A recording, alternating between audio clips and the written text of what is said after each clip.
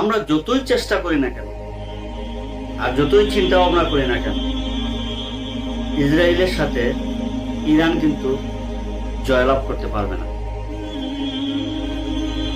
Iran কখনো ইসরায়েলের সাথে পারবে না।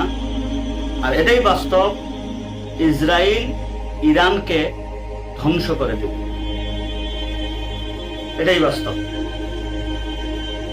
আপনি আমি হয়তো সাময়িক কয়েকটা হামলায় বা কয়েকটা বম্পিংকে আমরা খুশি হয়ে যাচ্ছি, কিন্তু এটাই বাস্তব, এটাই বাস্তব, ইসরায়েল ইরানকে ধ্বংস করে দেবে।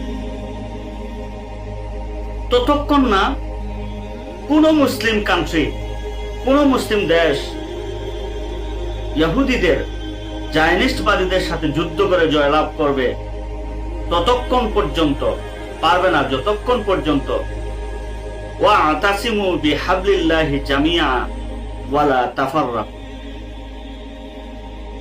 এই আয়াতের বাস্তবায়ন যতক্ষণ পর্যন্ত না হবে, মুসলমানরা যতক্ষণ পর্যন্ত ঐক্যবদ্ধ না হবে,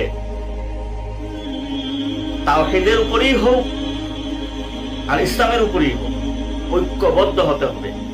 যখন মুসলমানরা ঐক্যবদ্ধ হবে, তখনই জেরুজালেম আল্লাহ পাক রব্বুল আলামিন মুসলমানদের হাতে তুলে দিলেন। সালাউদ্দিন আইয়ুবী, উনি জেরুজালেম জয় করেছিলেন। উনার আমলে, উনার রাজত্বকালে উনি তাওহীদের উপরে, একত্ববাদের উপরে সমস্ত মুসলিম উম্মাহকে এক মুষ্টিতে পরিণত করেছিলেন, এক জায়গায় আবদ্ধ করেছিলেন, এক মুষ্টিতে পরিণত করেছিলেন। আল্লাহ পাক রব্বুল আলামিন জেরুজালেম, মসজিদুল আকসা সালাউদ্দিন আইয়ুবীর হাতে তুলে দিয়েছেন।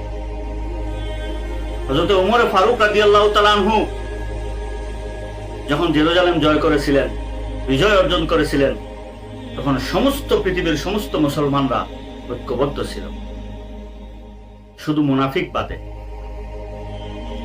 আর এখনো যতক্ষণ না ওয়াতাসিমু বিহাবলিল্লাহি জামিআন ওয়ালা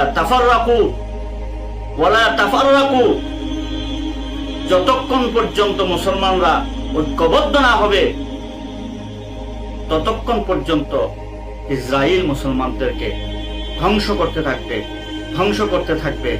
জর্ডান করেছে, সিরিয়া করেছে, লেবানন করেছে, ফিলিস্তিন করেছে, এখন ইরান করতেছে, আগামীতে আফগানিস্তান করবে, আগামীতে পাকিস্তান করবে। এভাবে একে একে ধ্বংস করে দিবে।